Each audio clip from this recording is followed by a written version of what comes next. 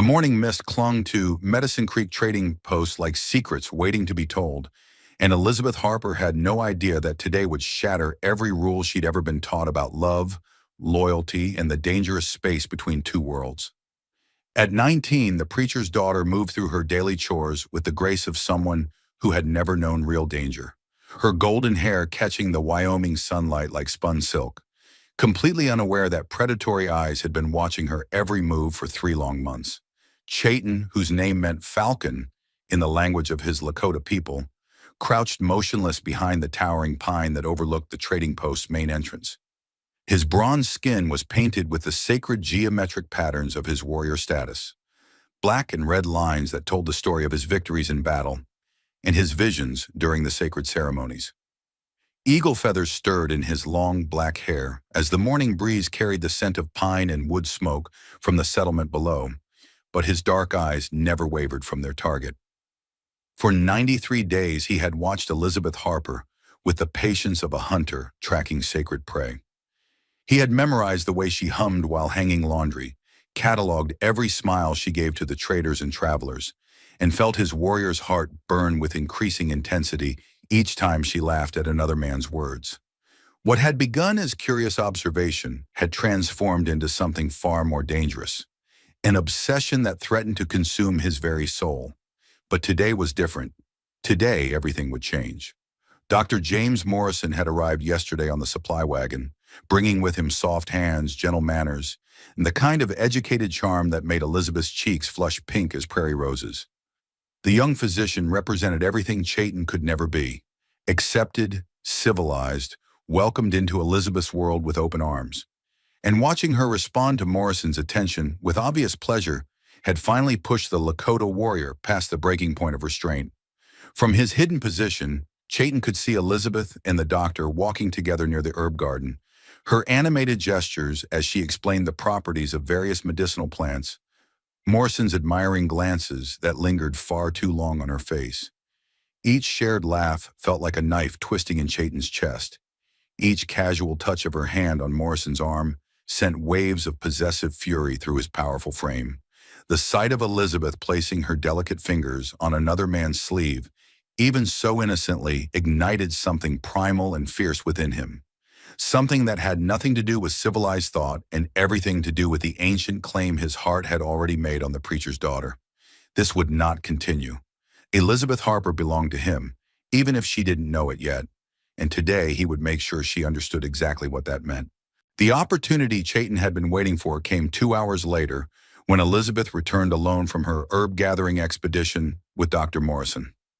Her cheeks still glowed with laughter and animated conversation, her wicker basket filled with wild columbines alongside the medicinal plants she had collected. She hummed softly to herself as she climbed the trading post steps, completely unaware of the shadow that detached itself from the building's side like a living piece of darkness. Chayton had moved his position 3 times during her absence, his warrior's instincts keeping him hidden while his burning jealousy demanded immediate action. He had watched from the forest edge as she walked beside Morrison, had seen her animated gestures as she explained the healing properties of various plants, had witnessed the doctor's obvious admiration for both her knowledge and her beauty. Each smile she gave the white man was like a physical blow to his chest. Each moment of their easy companionship a reminder of the vast chasm that separated his world from hers. But what had finally shattered his restraint was the moment he saw Morrison place his hand gently on Elizabeth's lower back as they crossed the creek, ostensibly to help her navigate the slippery stones. The casual intimacy of the gesture, the way Elizabeth had smiled up at the doctor in gratitude, had sent a surge of possessive fury through Chayton that was older and more powerful than civilized thought. The sight had awakened something primal within him, the instinct of a warrior who sees his most precious treasure being claimed by another. Now, as Elizabeth approached the trading post alone, her guard completely down, Chayton moved with the silent grace that had made him legendary among his people. His moccasined feet made no sound on the wooden planks as he emerged from his hiding place behind the water barrels. In one fluid motion, born of countless hunts and raids, he stepped behind her and placed his hand gently but firmly over her mouth, his other arm encircling her waist to prevent her from crying out or falling in shock. "Do not fear," he whispered in accented English, his breath warm against her ear, his voice carrying the cadence of his native tongue. "I will not harm you." Each word was carefully chosen from his limited English vocabulary, practiced during the long nights when he had imagined this moment, this first contact between them. Elizabeth's body went rigid with shock, her basket tumbling to the ground and scattering flowers across the porch like fallen stars.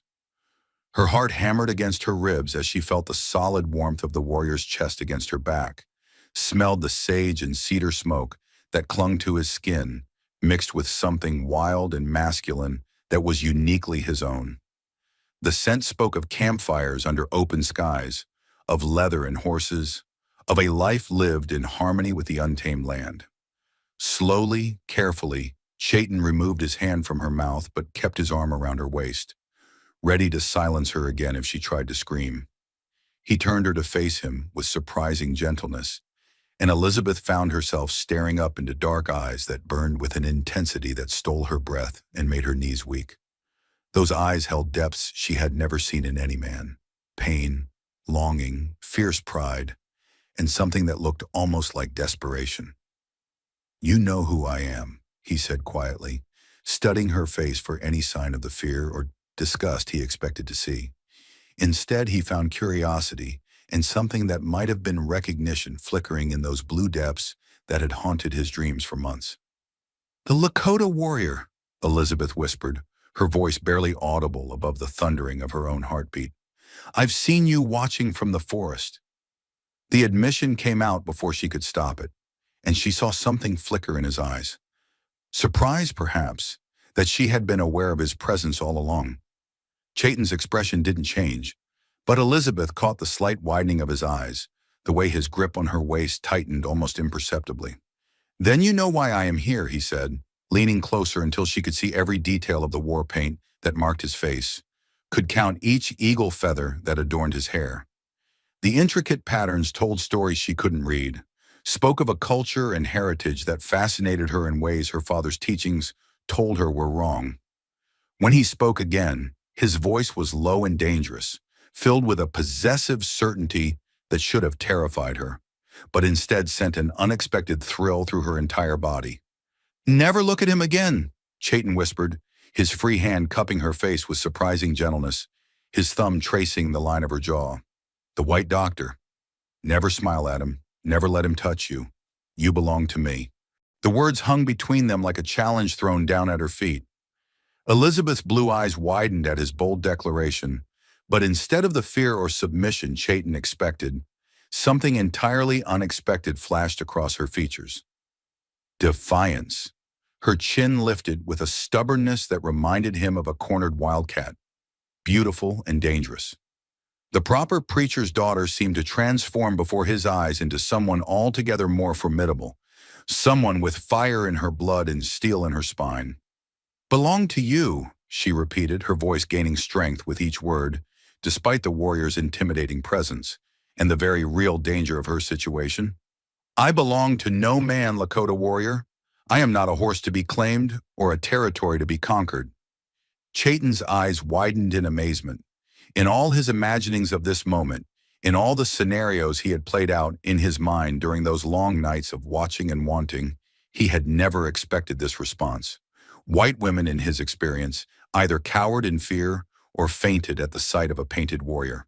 They certainly didn't stand their ground and challenge him with fire blazing in their eyes. "You think you can simply appear, whisper commands, and expect me to obey?" Elizabeth continued, her voice growing stronger with each word. She stepped closer to him, close enough that he could see the gold flecks in her blue eyes, close enough that her breath mingled with his. "You think because you've been watching me like some predator stalking prey, that gives you the right to claim me?" For the first time in his adult life, Chayton found himself completely speechless.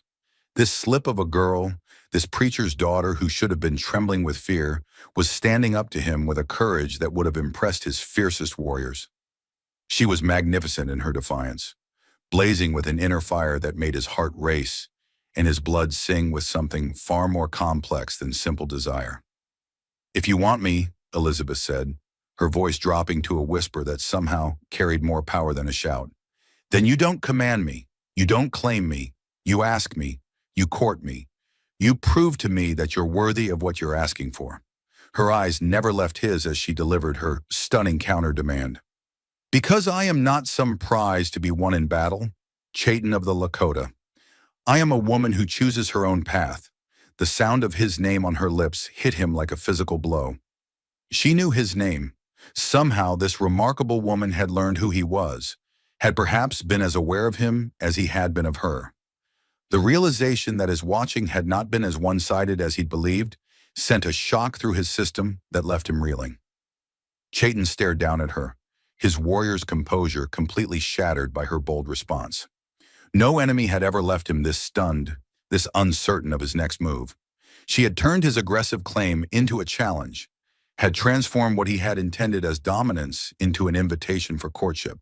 And somehow, impossibly, her response was everything he had never known he wanted.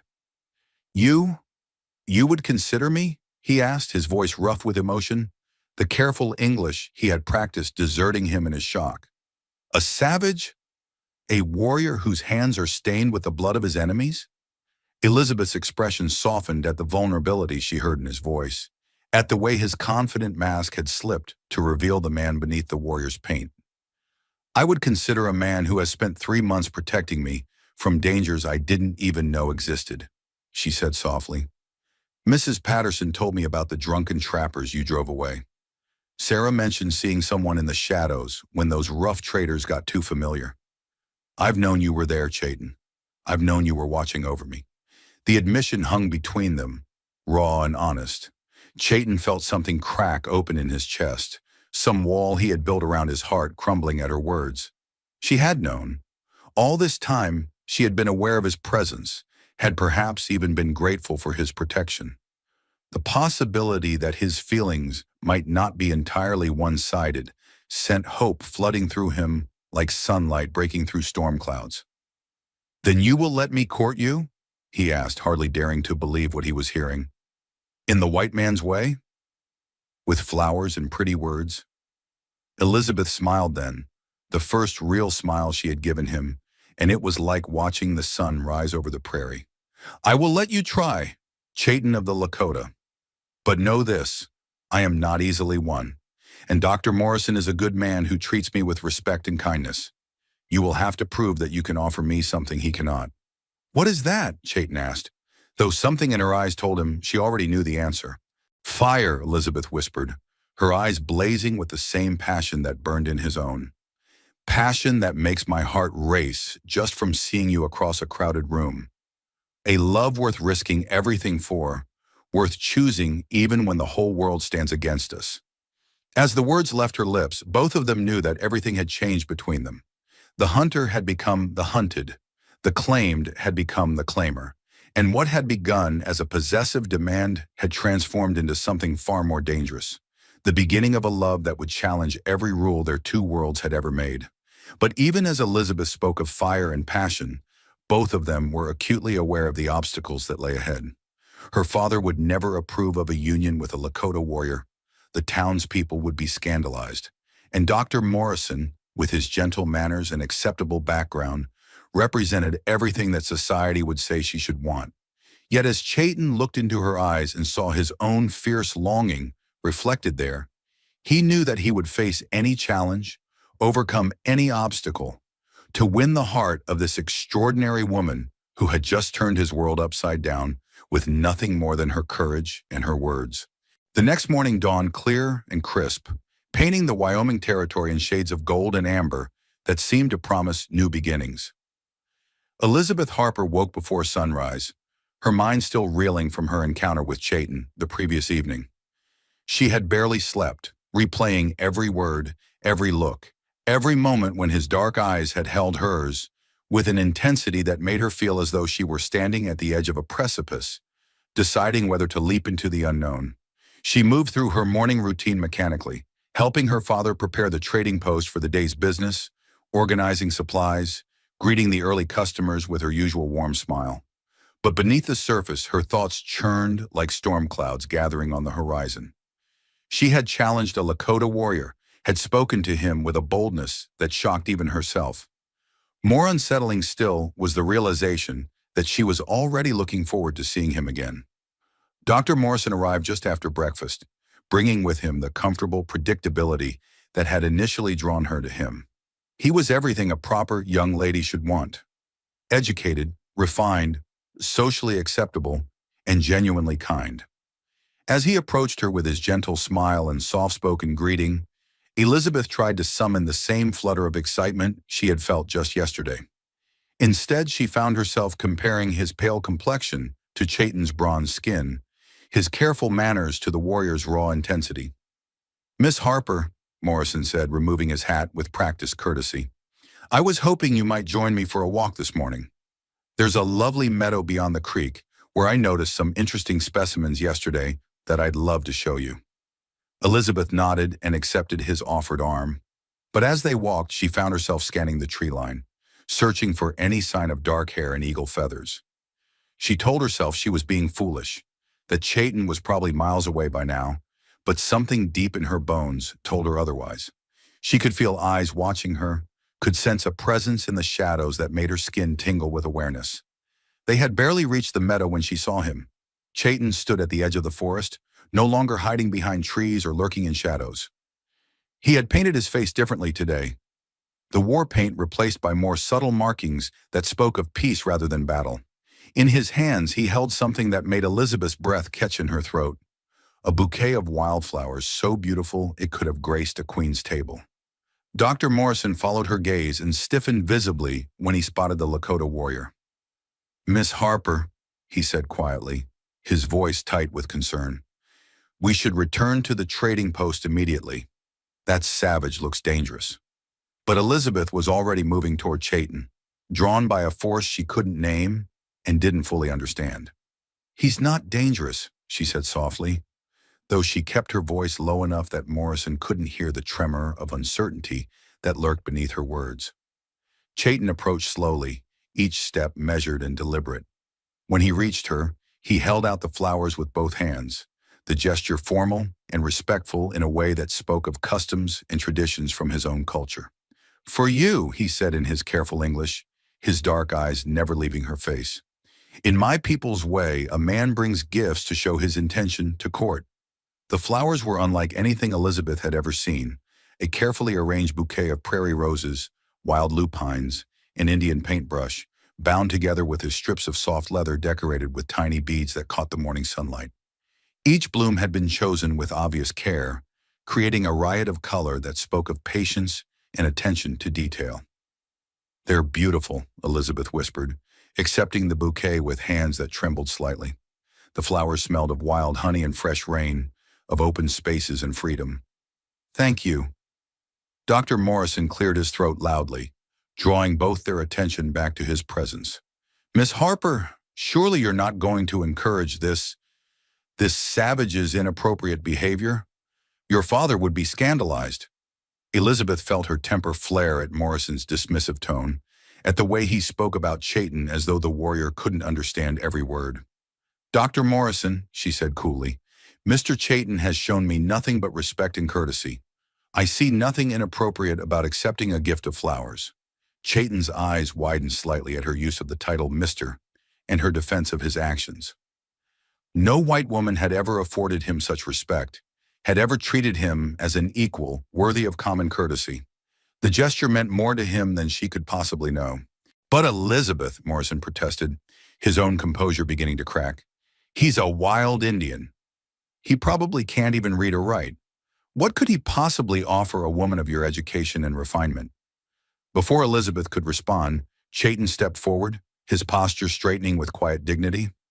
"I speak 3 languages," he said, his accented English suddenly crystal clear. "Lakota, English, and French, which I learned from the Jesuit missionaries. I can read and write in all 3. I know the names of every plant that grows on these plains, their healing properties, and when to harvest them. I can track any animal across any terrain, can read weather patterns days in advance, and can survive in wilderness where white men would die within hours." He paused, his gaze shifting between Morrison and Elizabeth. "I may not have your white man's degrees, doctor, but I am not ignorant. And I would never speak of a woman as though she were not present to defend herself. The rebuke, delivered with quiet dignity, hit Morrison like a physical blow. He flushed red with embarrassment and anger, clearly unaccustomed to being challenged by someone he considered beneath his station. "How dare you?" he began, but Elizabeth cut him off. "Dr. Morrison," she said firmly, "I think you should return to town. I can find my own way back." Her tone brooked no argument, though Morrison looked as though he wanted to protest further. "This is a mistake, Elizabeth," he said finally, his voice tight with frustration. "You're making a terrible mistake."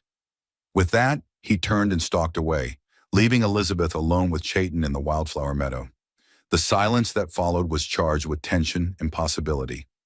Elizabeth looked down at the flowers in her hands, then up at Chayton's face, seeing him clearly for perhaps the first time. Here was a man who had spent precious time gathering flowers for her, who had learned her language well enough to speak eloquently in her defense, who treated her with a respect that Morrison, for all his education, had failed to show. "He is right about one thing," Chayton said quietly, his voice carrying a note of sadness that made her heart ache. "Your father will not approve. Your people will call you foolish for even speaking with me. The path you are considering is not an easy one." Elizabeth stepped closer to him, close enough to see the flecks of gold in his dark eyes, close enough to catch the scent of sage and cedar that seemed to be part of his very essence. "And what path are you offering me, Chayton of the Lakota?" He was quiet for a long moment, clearly weighing his words carefully. When he spoke, his voice was rough with emotion. "I offer you a love that burns like the sacred fire, that will never dim or grow cold like the white man's polite affections. I offer you a man who will fight the entire world to protect you, who will die before he lets harm come to you." His hand moved to her cheek, his fingers tracing the line of her jaw with infinite gentleness. "I offer you adventures beyond the safe walls of your trading post, nights under star-filled skies, mornings when you wake to birdsong instead of church bells. I offer you my heart, my life, my very soul." Elizabeth's breath caught at the raw honesty in his voice, at the way his usual careful English gave way to something deeper and more primal. "But," she whispered, sensing there was more he needed to say. "But I also offer you hardship," he admitted, his thumb brushing across her cheekbone. "If you choose me, your father may disown you. Your people will call you a savage's woman, will spit when they speak your name. You will live between two worlds, belonging fully to neither, accepted by few."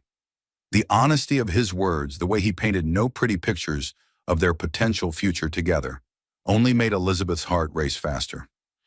Here was a man who would not lie to her, who respected her enough to tell her the truth, even when it might drive her away.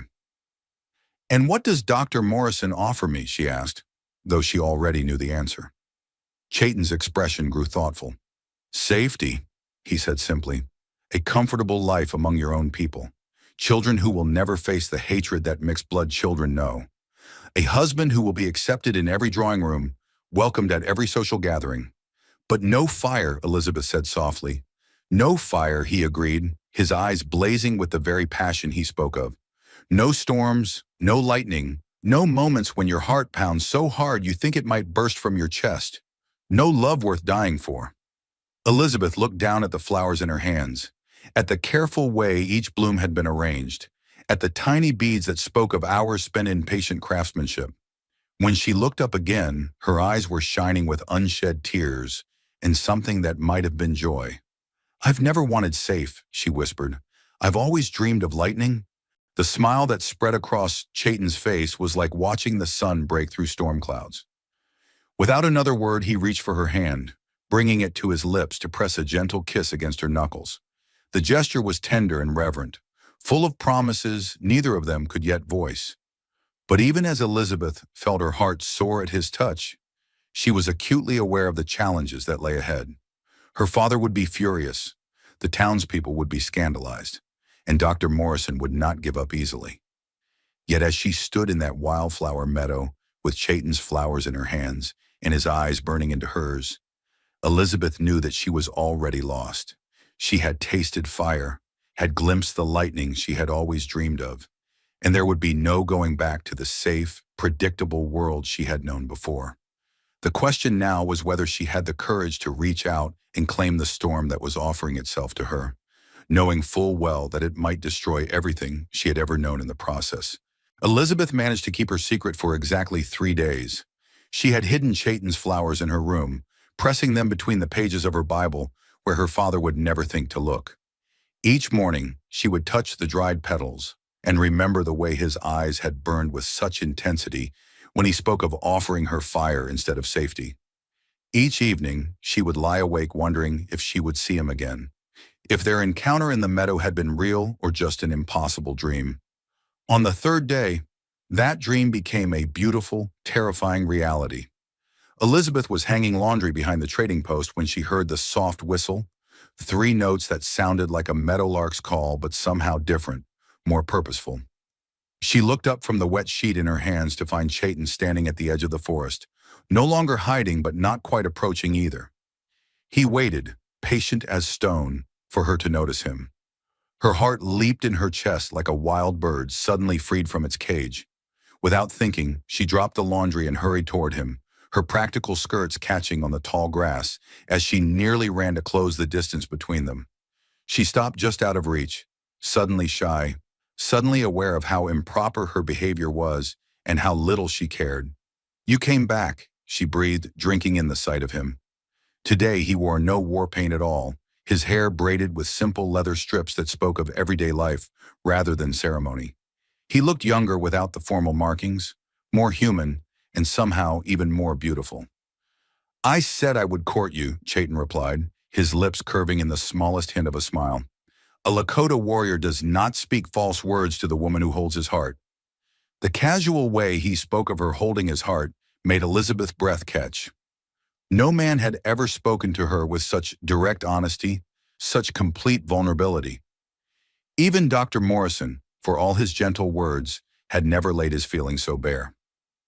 "I brought you something," Chayton continued, reaching into the leather pouch at his side. What he pulled out made Elizabeth gasp, a delicate bracelet woven from silver-white hair and tiny blue beads, so beautiful it seemed to capture moonlight and hold it captive. "It's made from the tail hair of my war horse," he explained, his voice suddenly uncertain, as though he feared she might find the gift primitive or inappropriate. "The beads come from my grandmother's wedding dress. In my culture, when a man offers such a gift, he is saying that the woman is worthy of his family's treasures." Elizabeth extended her hand without hesitation, watching in wonder as Chayton fastened the bracelet around her wrist with fingers that were surprisingly gentle for hands so obviously accustomed to weapons and warfare. The moment his skin touched hers, she felt that electric shock again, that sense of standing on the edge of lightning. "It's the most beautiful thing I've ever owned," she whispered, and meant it. The bracelet seemed to warm against her skin, as though it were alive, as though it were already a part of her. They talked then, sitting on a fallen log at the forest's edge where Elizabeth could see the trading post, but where they were partially hidden from casual observation. Chayton told her about his childhood, about learning to ride before he could properly walk, about the sacred ceremonies that marked a boy's passage to manhood. Elizabeth shared her own memories, her mother's death when she was 12, her struggles with her father's rigid expectations, her secret dreams of adventure beyond the confines of Medicine Creek. "You speak of your father as though you fear him," Chayton observed, his dark eyes studying her face with an intensity that made her feel as though he could read her very soul. Elizabeth hesitated, then decided that if she was going to trust this man with her heart, she might as well trust him with the truth. "He's not a cruel man," she said carefully, "but he believes that women should be contained, protected. He thinks my mind is too curious, my spirit too restless. He's been trying to marry me off since I turned 16. "And Dr. Morrison? Is he your father's choice?" "Dr. Morrison is everyone's choice," Elizabeth said with a bitter laugh. "Educated, respectable, safe, the perfect husband for a preacher's daughter." She looked down at the bracelet circling her wrist, at the way the beads caught the afternoon sunlight. "But he wants to protect me too, to keep me safe and proper and small." Chayton reached out and lifted her chin until their eyes met. "You are not small," he said with quiet conviction. You are like the prairie fire, beautiful, powerful, impossible to contain. Any man who tries to diminish you is a fool. The words hit Elizabeth like a physical touch, warming places in her heart that had been cold for so long she'd forgotten they existed. This man saw her, really saw her, in a way that no one else ever had, not as someone to be tamed or protected, but as someone to be celebrated. They might have talked for hours longer, but the sound of approaching hoofbeats shattered their peaceful interlude. Elizabeth's blood turned to ice as she recognized the distinctive clip-clop of her father's horse returning from his weekly rounds to the neighboring settlements. She jumped to her feet, her mind racing as she tried to figure out how to explain Chayton's presence. "Go," she whispered urgently. "Please, you have to go now." But it was too late. Reverend Michael Harper rounded the bend in the trail and pulled his horse up short at the sight of his daughter, standing beside a Lakota warrior, her hand still warm from Chayton's touch, her face flushed with an emotion that even a blind man could have recognized. For a moment that stretched like eternity, the three of them formed a frozen tableau. The stern preacher on his horse, the defiant daughter with guilt written across her features, and the proud warrior who refused to slink away like a scolded dog despite the obvious danger of the situation. Reverend Harper dismounted slowly, his movements deliberate and controlled in the way that meant his temper was barely leashed. He was a tall man, thin and angular, with gray hair and pale eyes that could freeze hellfire when he was truly angry. Elizabeth had seen that look before, but never directed at her with such withering intensity. "Elizabeth Marie Harper," he said, his voice deadly quiet. "Step away from that savage this instant." Elizabeth's chin lifted in a gesture that reminded Chayton painfully of their first encounter. "His name is Chayton, Father, and he is not a savage. He is a gentleman who has treated me with nothing but respect and courtesy." The words hit Reverend Harper like a slap. His pale eyes flicked to the bracelet on Elizabeth's wrist, to the way she positioned herself protectively between him and Chayton, and his face went white with rage. "Gentlemen," he repeated, his voice rising with each word, "that heathen has corrupted my daughter with his devil's trinkets and his pagan ways. Elizabeth, get in the house this instant." "No!" The word came out stronger than Elizabeth had intended, ringing with a conviction that surprised even her. "I am 19 years old, Father. Old enough to choose my own companions." Chayton watched the exchange with growing concern. He had known this moment would come, had tried to prepare himself for the inevitable confrontation with Elizabeth's family, but seeing the pain and conflict in her eyes made his chest tight with something that felt suspiciously like fear. Not fear for himself, he had faced enemies more dangerous than one angry preacher, but fear for what this might cost the woman who had somehow become more precious to him than his own life. "You will cease this foolishness immediately," Reverend Harper commanded, his voice shaking with fury. "You will go inside, you will remove that heathen ornament, and you will never speak to this savage again. And you," he continued, turning his attention to Chayton, "will leave my property and never return, or I will have the territorial marshal run you off with dogs." Chayton stepped forward, his posture respectful but uncompromising. "I mean your daughter no harm, Reverend Harper. I seek only to court her honorably, in the way of my people and yours." "Court her?" Harper's laugh was harsh and ugly. "A godless savage wants to court my daughter? You people don't court. You steal and ravage and destroy everything pure and decent you touch." The words hung in the air like a physical blow, and Elizabeth watched in horror as Chayton's expression went completely blank. Not hurt, not angry, but empty in a way that was somehow worse than either. She realized in that moment that he had heard such words before, had probably been hearing them his entire life, and her heart broke for the pain he must have endured. "Father, stop," she said, her voice trembling with emotion. "You're wrong about him. You're wrong about everything." But Reverend Harper was beyond reason, consumed by a rage that seemed to encompass not just Chayton, but everything he represented.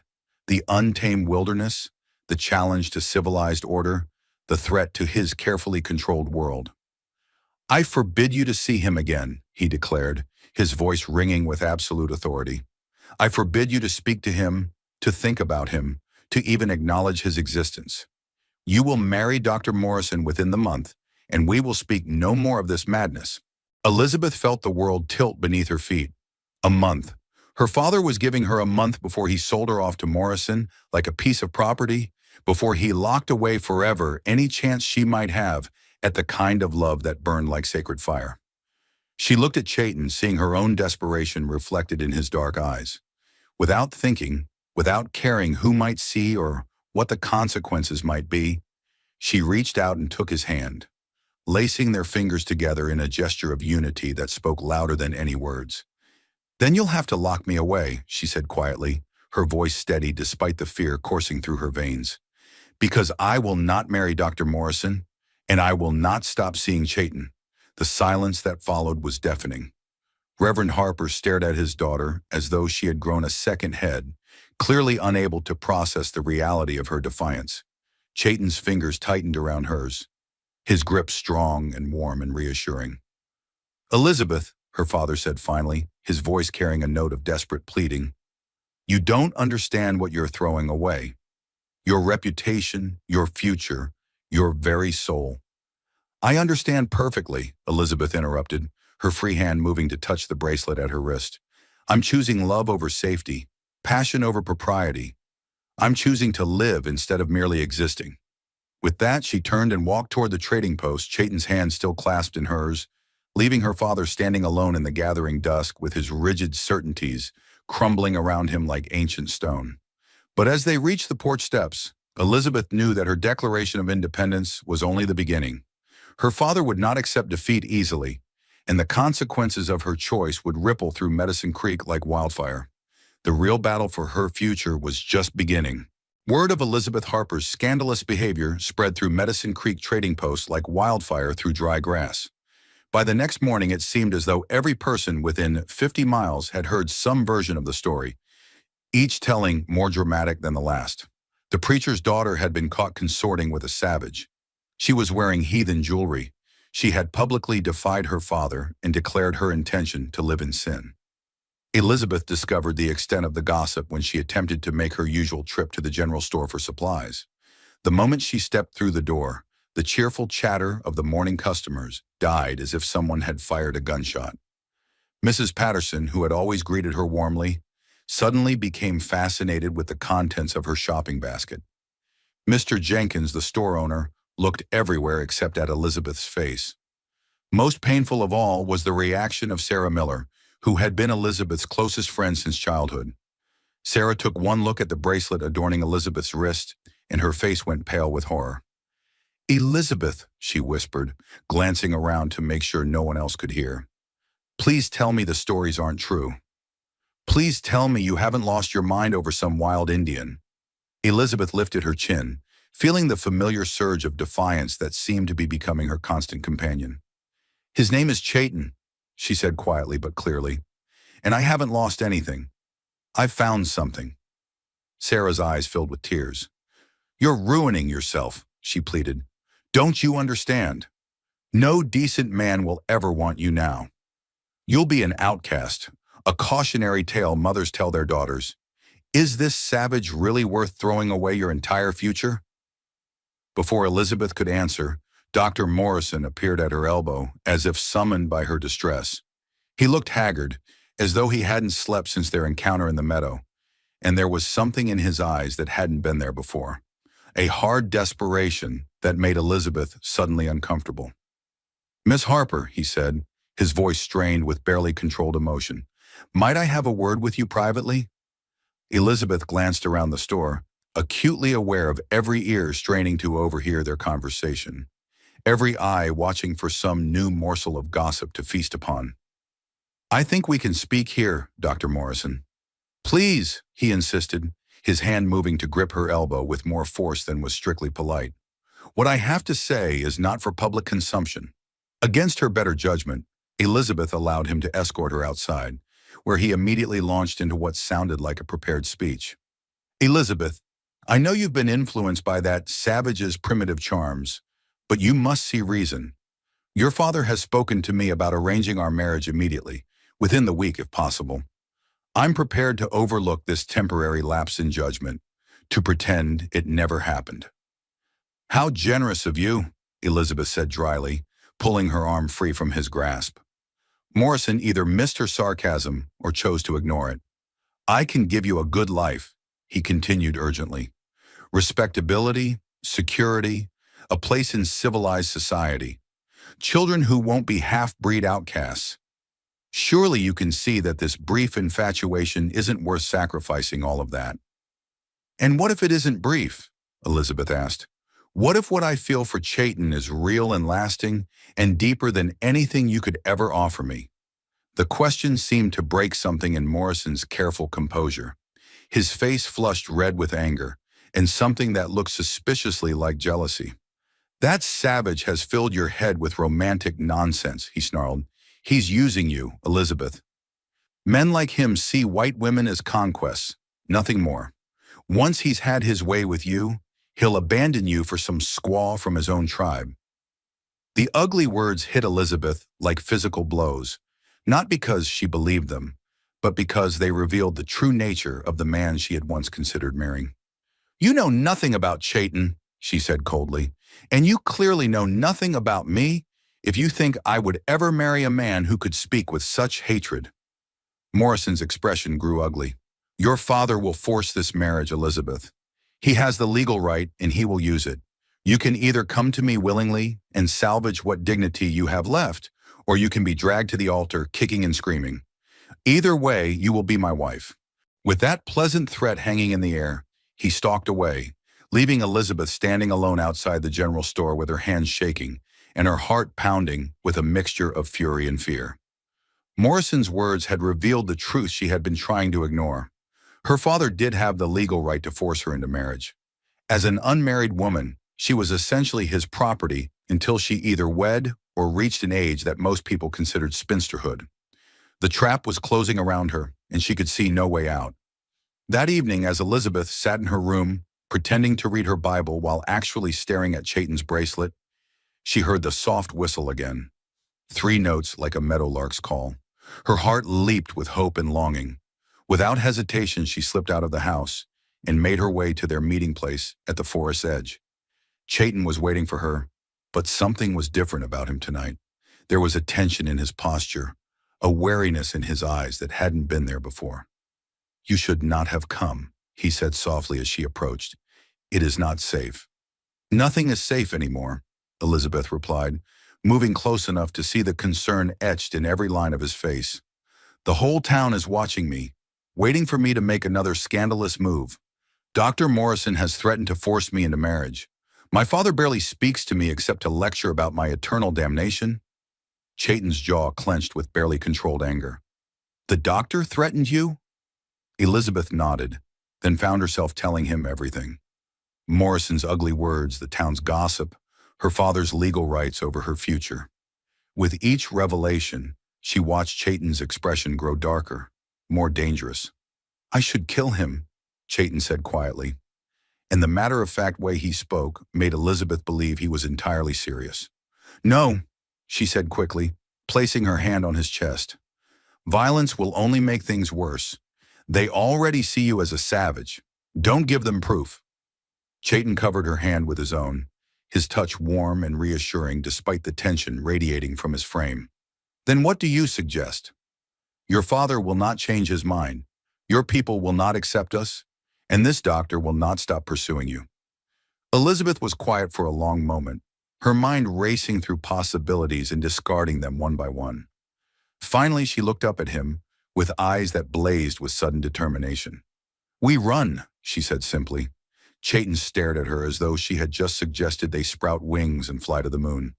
Run where? Your father will send the territorial marshal after us. They will hunt us like animals. Then we go where they can't follow, Elizabeth said, her voice growing stronger with conviction. To your people. To the Lakota lands where white law doesn't reach. For a moment, Chayton said nothing, clearly struggling with emotions too complex to name. When he finally spoke, his voice was rough with something that might have been pain. You do not understand what you are asking, he said. To live among my people as my woman, you would have to leave everything behind. Your family, your culture, your God. You would be as much an outcast there as I am here. perhaps more so.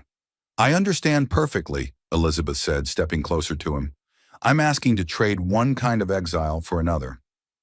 But at least with your people, I would be with you. Chayton searched her face, looking for any sign of doubt or uncertainty. What he found there, resolve, determination, and something that looked very much like love, nearly brought him to his knees. There would be no going back, he warned. Once you cross that line, once you choose to live as a Lakota woman, the white world will consider you dead. Your father will mourn you as though you had actually died. Elizabeth felt tears prick her eyes at the thought of causing her father such pain, but she also knew that staying would kill something essential inside her. Then I suppose I'll have to learn to live with that, she said quietly. They talked for another hour, making plans in hushed whispers while the moon climbed higher in the star-scattered sky. Chayton would return to his people to prepare the way, to ensure that Elizabeth would be welcomed and protected when she arrived.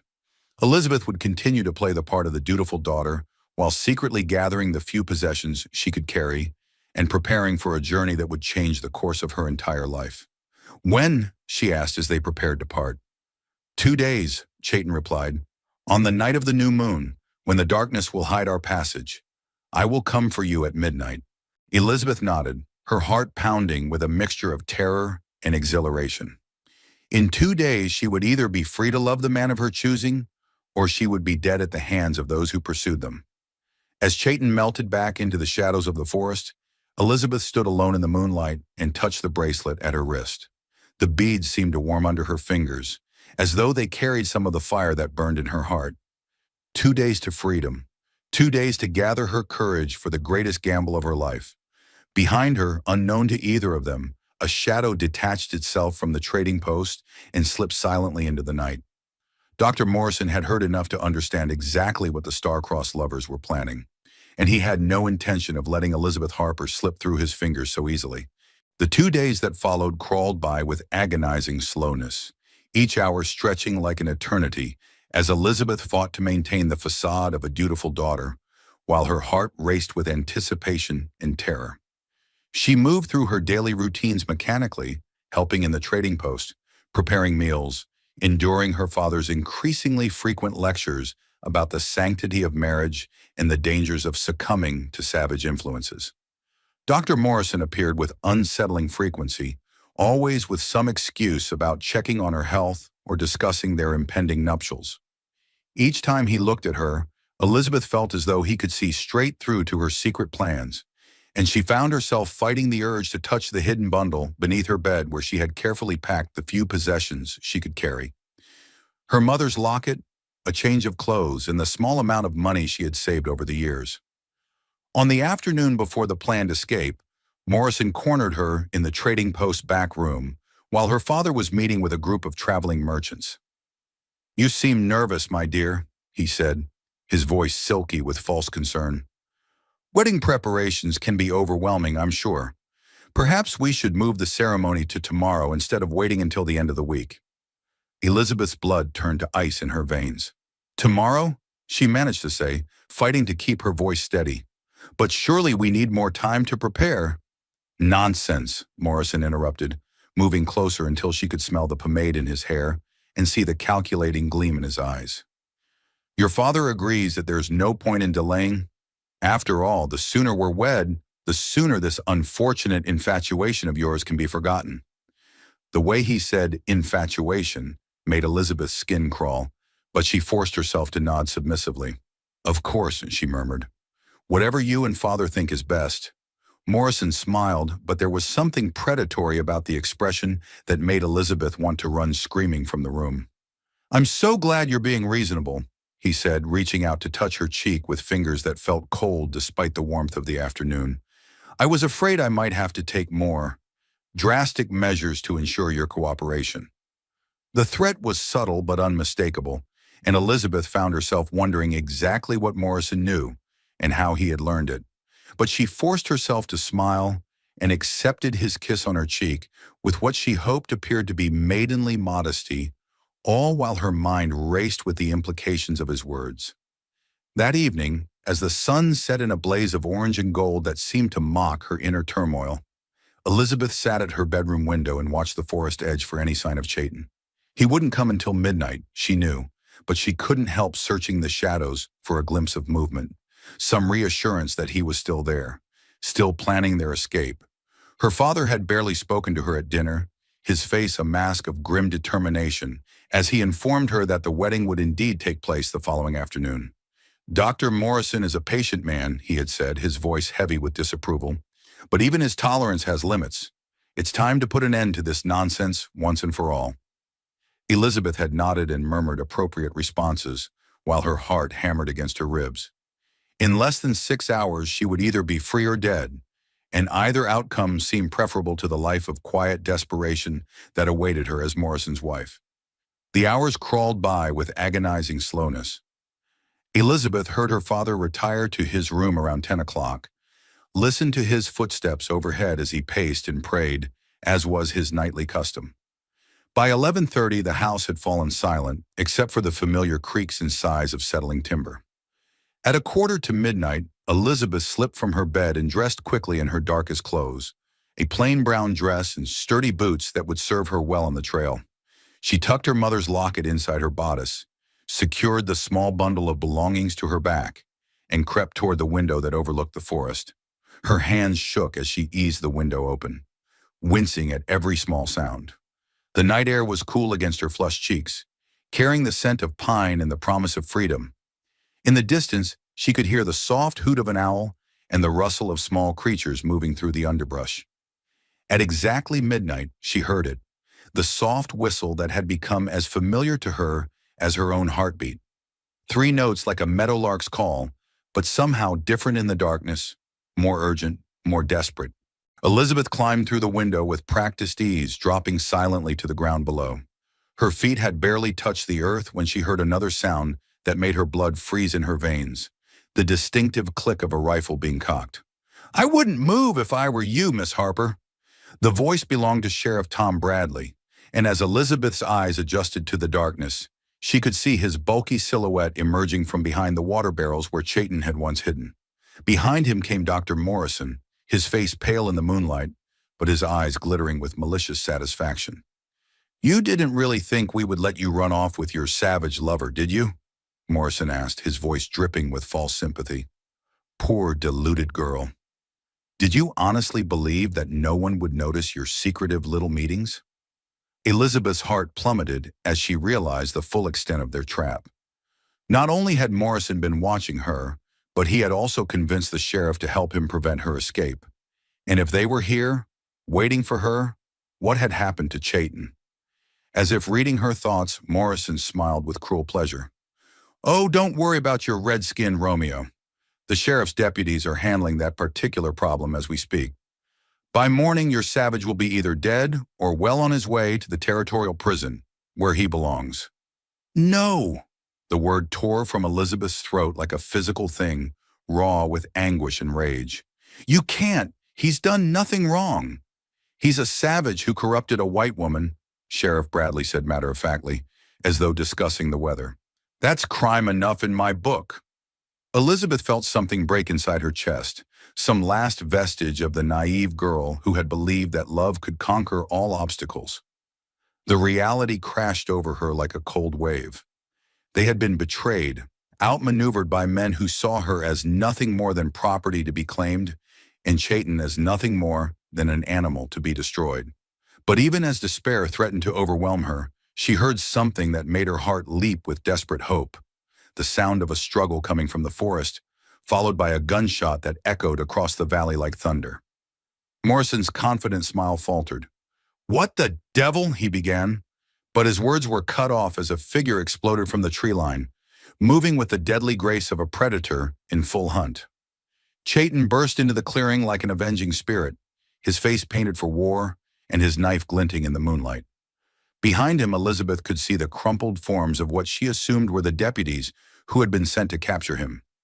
Sheriff Bradley swung his rifle toward this new threat, but Chayton was already moving, crossing the distance between them in 3 quick bounds.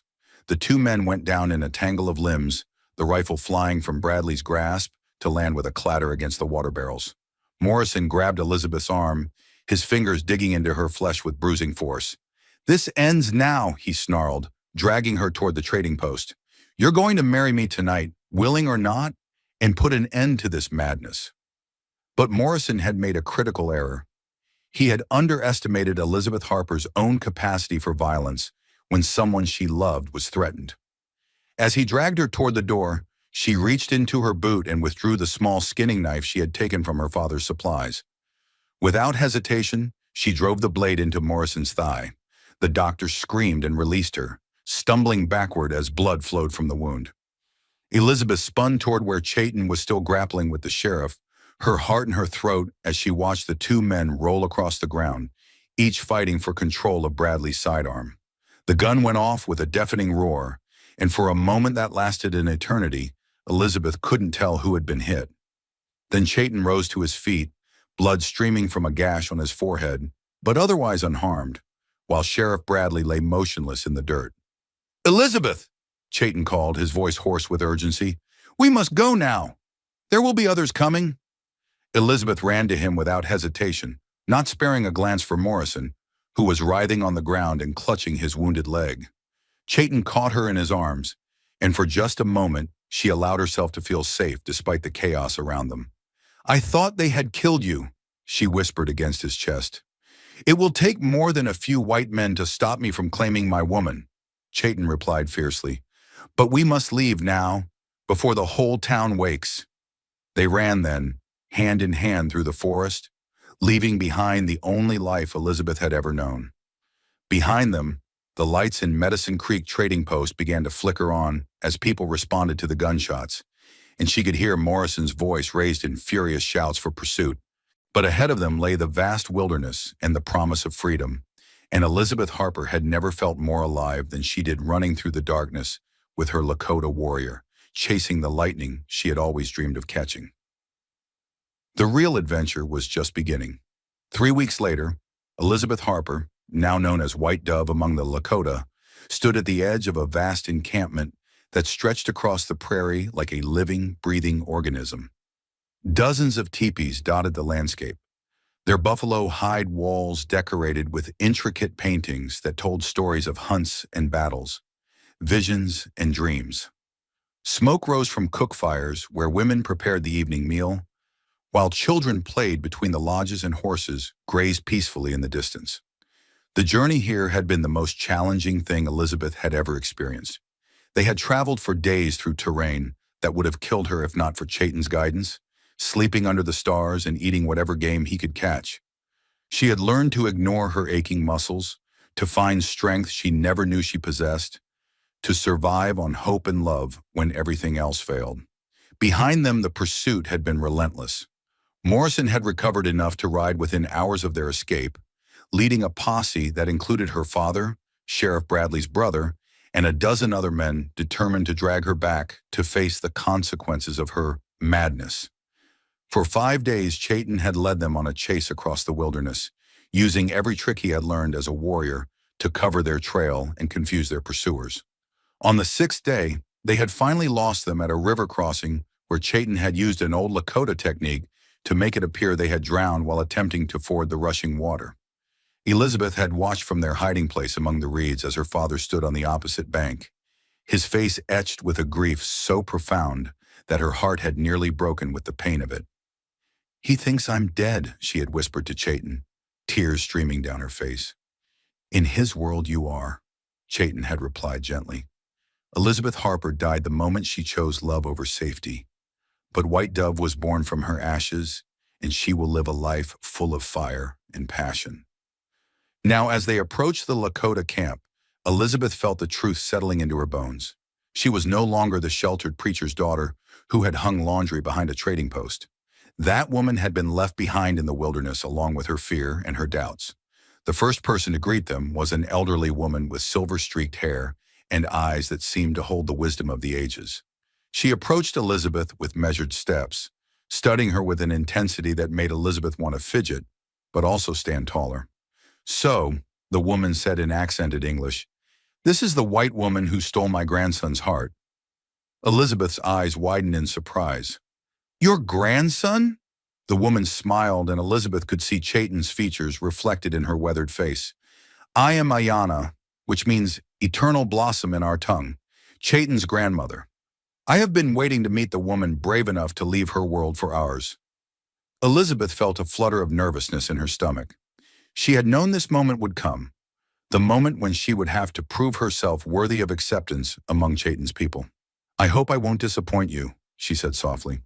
Ayana studied her for another long moment, then reached out and touched the bracelet that still adorned Elizabeth's wrist, the one woven from Chaitin's horsehair and her own wedding beads. You wear our sacred symbols with respect, she observed. That is a good beginning. Over the following days, Elizabeth threw herself into learning the ways of the Lakota with the same determination she had once applied to memorizing Bible verses. Ayana became her teacher, showing her how to tan hides, how to prepare traditional foods, how to recognize the plants that grew on the plains, and their various uses for medicine and sustenance. The work was backbreaking and foreign, completely unlike anything she had ever done before. Her hands, once soft from a life of relative ease, became rough and calloused. Her fair skin darkened from constant exposure to the sun. Her golden hair, once carefully arranged in proper styles, was braided with beads and feathers in the Lakota fashion. But with each passing day, she felt herself growing stronger, more confident, more at home in her own skin than she had ever been before. The women of the tribe began to accept her, teaching her their songs and sharing their stories. The children followed her around with curious eyes, eventually warming to her gentle nature and quick laughter. Not everyone welcomed her presence, however. There were those who viewed her as an outsider, a white woman who could never truly understand their ways or be trusted with their secrets. She heard the whispered conversations, saw the suspicious glances, felt the weight of proving herself every single day. Chaitin watched her struggles with growing admiration. He had known she was brave. No coward could have defied her father and her entire community as she had done. But seeing her adapt to a completely alien way of life, seeing her face each challenge with determination and grace, made him fall in love with her all over again. You amaze me, he told her one evening as they sat beside the fire outside his teepee, watching the stars emerge in the darkening sky. I have seen grown warriors crumble when faced with changes far less dramatic than what you have endured. Elizabeth leaned into his warmth, marveling at how natural it felt to be here with him, how right this life seemed despite its hardships. I'm not the same person who left Medicine Creek, she admitted. Sometimes I can barely remember being her. Do you regret it? Chaitin asked, though something in his voice suggested he feared the answer. Elizabeth considered the question seriously. Did she regret giving up her comfortable life, her father's love, her place in civilized society? Did she regret the certainty that she could never go back, that bridges had been burned that could never be rebuilt? Never, she said finally, turning to look into his eyes. Not for a single moment. You gave me fire, Chaitin. You gave me passion and adventure and a love worth dying for. How could I regret that? The relief that flooded his features was almost painful to witness. I have something for you, he said, reaching into the leather pouch at his side. What he withdrew made Elizabeth's breath catch in her throat. It was a ring, not the gold band that Dr. Morrison would have given her, but something far more precious.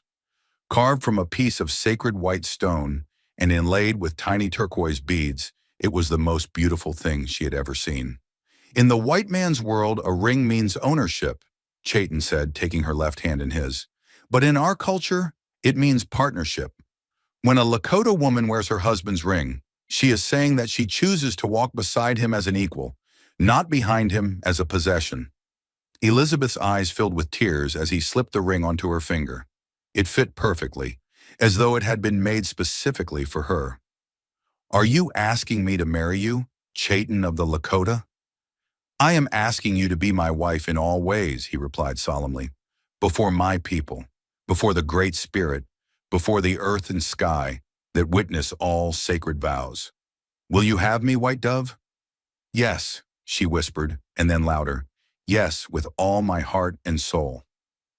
The wedding ceremony took place 3 days later, under a full moon that bathed the entire camp in silver light.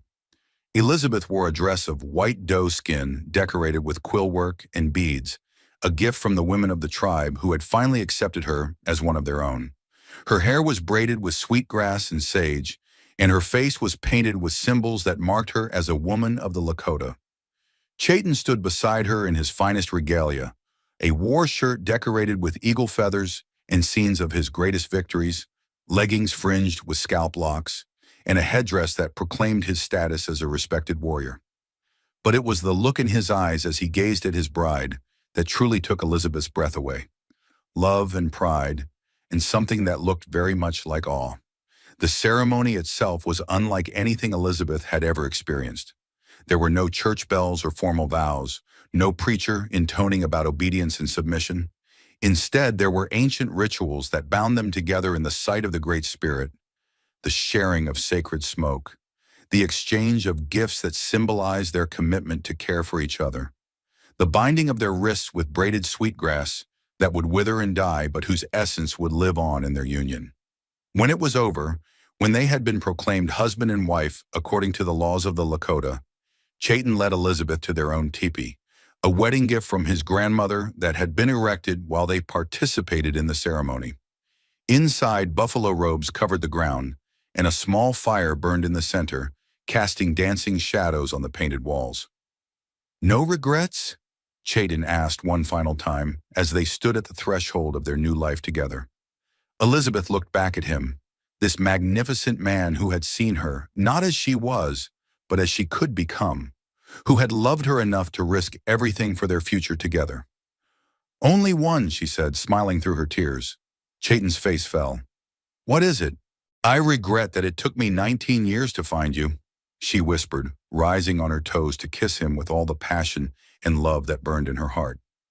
As their lips met and the camp settled into peaceful slumber around them, Elizabeth Harper, White Dove, knew that she had finally found what she had been searching for all her life. Not safety or security or social approval, but something far more precious. A love that burned like sacred fire, a partnership built on mutual respect and understanding, and the freedom to be exactly who she was meant to be. Years later, when storytellers gathered around winter fires to share tales of courage and love, they would speak of the white woman who chose passion over propriety, who left behind everything she had ever known to follow her heart into the wilderness. They would tell of her bravery, her determination, and her unwavering love for the Lakota warrior who had claimed her soul. But Elizabeth herself would only smile when she heard these stories, knowing that the greatest adventure was not in the dramatic escape or the dangerous journey, but in the quiet moments of everyday life with the man who had taught her what it meant to truly live. She had chosen lightning over lamplight, and it had illuminated her world in ways she never could have imagined.